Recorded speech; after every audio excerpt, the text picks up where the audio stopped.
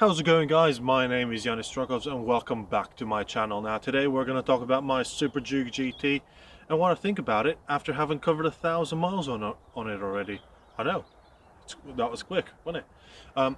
Anyways, before we get into the video, I just want to say please smash up that likes button. It really does make a massive difference to me as a small YouTuber. If you haven't subscribed already, please hit that subscribe button and the bell icon so you're notified when I upload future videos on the GT or any other video I might make. I've got a crazy year coming and there's some great videos coming as well. So without further ado, let's hit that sweet sexy b-roll and intro and get into the video. Cheers for watching, guys.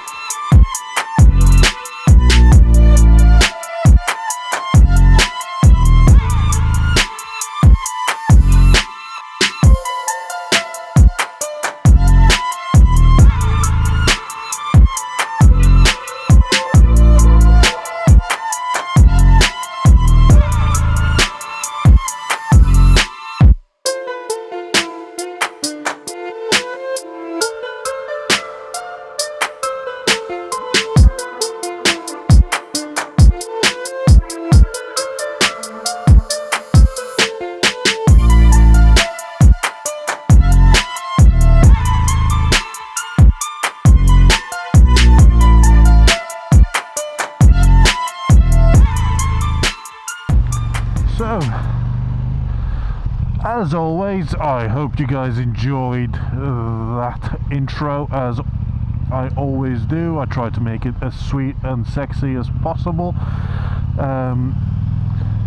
So today, I'm just going to talk about my thoughts after 1,000 miles on this bad boy. And I have done 1,085 miles as we speak. And I've done everything from motorway riding to riding on twisty roads. Now the only thing I would say, wow, this traffic is crazy here today. The only thing I would say is I've not really ridden on dry roads yet, so those 1,000 miles are all pretty much wet miles, so I haven't been able to like completely bury it into a corner yet. And yeah, so far so good. I have got very few complaints about it, but we'll get into that as we kind of get on and I get out of this ridiculous traffic.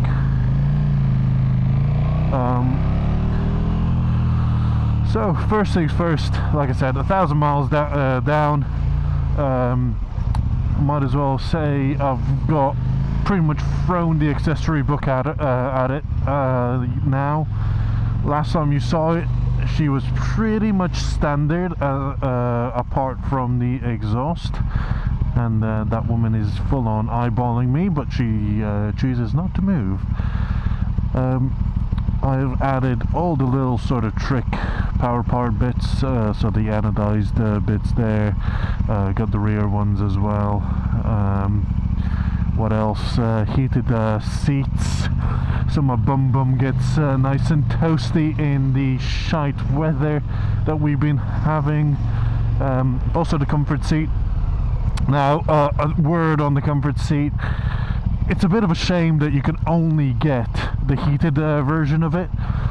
Ideally I would have just gotten just the comfort seat, because these engines do actually get quite hot anyways, and in the summer it kind of roasts your manhood area a little bit. But in the winter, it's nice to have that heated seat, and it gets really hot. This thing does.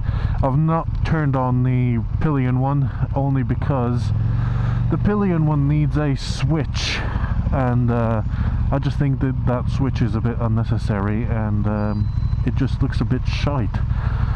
One thing, as I'm in this traffic, that compared to my old bike, on my old bike I could have squeezed through this gap without a problem at all, whereas on this, filtering is a little bit harder. One, it's a little bit more upright, and it's wider, way wider at the front. And I'm gonna be a prick and just overtake all these cars here. So yeah, it's just a little bit wider than I'm used to, but it's not that big of a deal.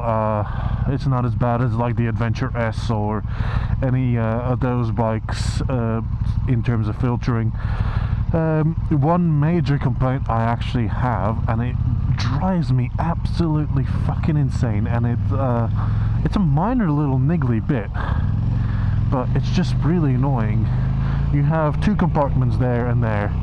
Now this left one has got the USB in, and your phone could go in there and it charges, and it works fucking brilliantly. Now the only problem is, as you may tell there, it comes open when you ride, especially if you ride a little bit more aggressively and a little bit fast. It pops itself open, and then it's designed so it doesn't jam your steering, so there's no problem there. However, it does pop open. It's never popped open when my phone's been in there. It only tends to pop open when my phone is not in. So maybe I'll need to have a look at that. Because yeah, it does drive me absolutely insane, because I'll come up to traffic lights and it'll be like that. So yeah, so that does kind of annoy me a little bit. In terms of electronics, I've had no issues whatsoever. Everything is working perfectly fine. At the moment we're in sports mode and sports mode for the dampening. There's no issues there. I did mess up one of the, because I had a tracker fitted and I fitted it myself. When I fitted that, I pinched one of the fuel tubes, so one of the breather tubes, so one of the fuel wasn't reading correctly, and I was getting a lot of pressure issues. Oh crap, well this is A up boys, A up. Loads of coppers, and they're all looking at me because that's what they do. At least they're not following me, so that's a good thing. Quick shifters enabled now. I know the last time and in my last video, while I was running the bike in, I didn't have the quick shifter enabled. I have done so now. It makes life so much easier. Honestly, the sounds that it makes is brilliant. And I suppose that's kind of my next thing to touch upon, is the sound. Now I've got the Power Parts Akrapovic, the black one, on the bike. It's beautiful. I mean, it looks stunning. I mean, standard exhaust just looks absolute crap, in my opinion. My only gripe is the baffle's unremovable, and I know that that's a a legal issue here in Europe, that the baffles can't be removed, but it actually doesn't make any difference even if you remove it. So we managed to get the baffle out. I mean, it's an absolutely laborious task of de-riveting the can and then bashing the living hell out of it. I'm going to put a photo up here, there, what it looked like when it came out. As you can see, we've bashed the living hell out of it, essentially. But it's honestly, it's made zero difference in terms of sound. You can't decat the bike, which is really annoying, because I'd like a little bit more sound. But if you decat the bike, your KTM warranty is voided, and that's not something that I want to do just yet, especially with a brand new bike, you know, with brand new updated parts. I don't want to take the risk of losing my warranty, and I know that I work with a KTM dealership and it wouldn't really be that much of an issue. However, I just don't want to take that risk on my bike. What else? Tires. The tires that it comes on are Pirelli Angel GTs. You know,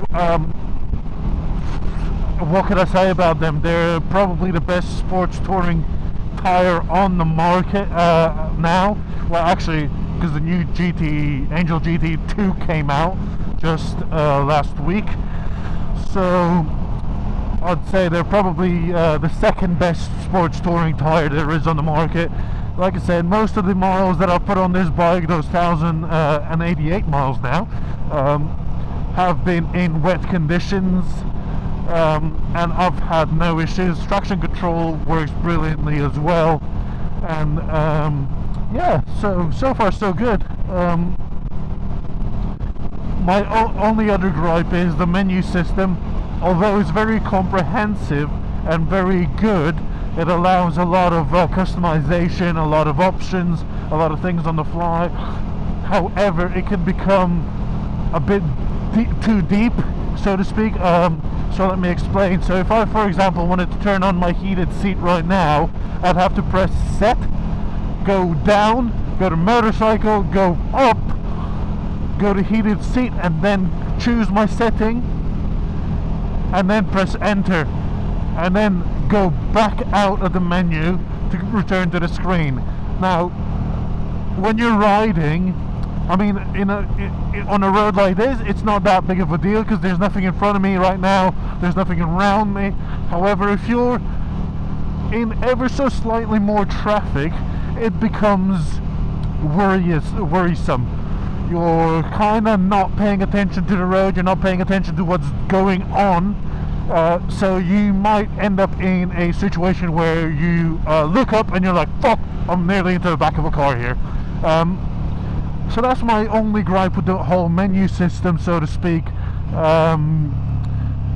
It's just a little bit cumbersome. Now, you can set favorites, and I have done so.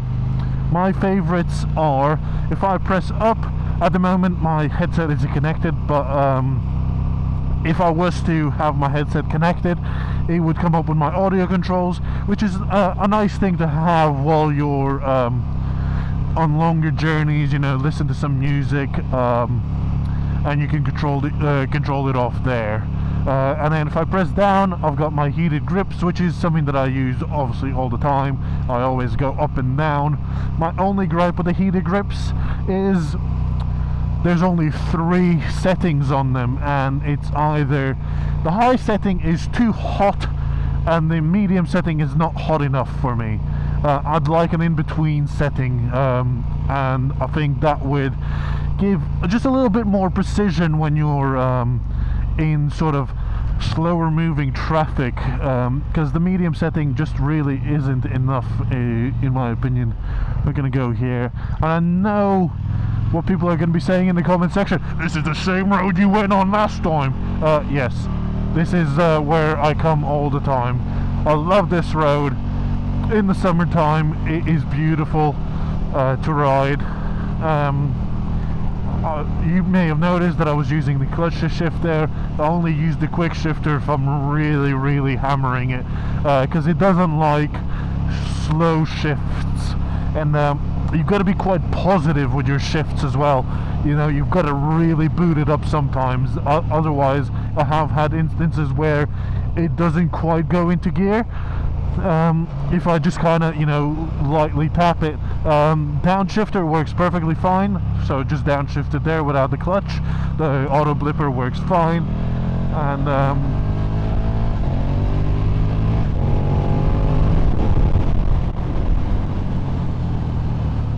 brakes. So while I'm on the subject of brakes, because I was braking quite hard there, they're absolutely brilliant. They are some of the sharpest brakes I've used, so Brembo calipers, Brembo discs. You do need to run them in very, very specifically, otherwise there is a chance of warping them if you don't run them in correctly. Now, what do I mean by running them in correctly? I mean you've got to go soft, hard, soft sort of braking, so it breaks the pads in very, very gently, and so you don't run into any issues with that. The only problem is shitty roads like this, where there's a lot of salt down. They squeak at the sight of a bit of salt. I've actually taken them apart, you know, put a bit of copper grease on the back of them. It does help a little bit, but it doesn't alleviate the problem completely. The rear is worse than the fronts. The rear squeaks like an absolute bastard. But again, shit roads, dirty roads. I can't really ask for any more than that in this time at this time of year. Overall, I'm very happy with the bike. There's only those few little niggly bits that I've got, but they're not massive life changers. You know, I can live with them. So yeah, if you've got any sort of questions, you know, I try my best to answer every single genuine question I get in my comment sections, so just please pop them down below and I will do my best to answer them. I know that these bikes are starting to roll more and more into the dealerships here in the UK and abroad, and I'm probably the first person to put 1,000 miles on one, so do ask those questions. You know, I will do my best to answer them. I will bring out a fully comprehensive review, but I still think at this moment in time it's a little bit too early to bring a full comprehensive review after just doing 1,000 miles on a bike. I think that would be a little bit unfair and too biased, so to speak, because it's only 1,000 miles, so you don't become accustomed to all the really niggly bits, the annoyances and stuff like that. But I mean, I have been in this saddle for well over 3 hours. You know, the fuel and it runs out of fuel before well, I run out of steam before it runs out of fuel, so to speak. So my butt needs to get a little bit more ajar to it. Ajar? Is that even a word? I don't think that that's the correct word for this instance. But yeah, so far I'm in love with this bike. I've really got no major complaints apart from the few little niggly bits and bobs. The pannier system works really well. I've got a set of panniers for it, and I've had no concerns with them. Work really well. Sometimes the rubber seal pops out, but you just stuff it back in, you know what I mean. So yeah, cheers for watching, guys. If you enjoyed this video, do make sure you give it a thumbs up. It actually makes a massive difference for a small YouTuber like me. And if you haven't subscribed, please subscribe, and I shall see you in the next video, guys. Cheers for watching. Bye-byes.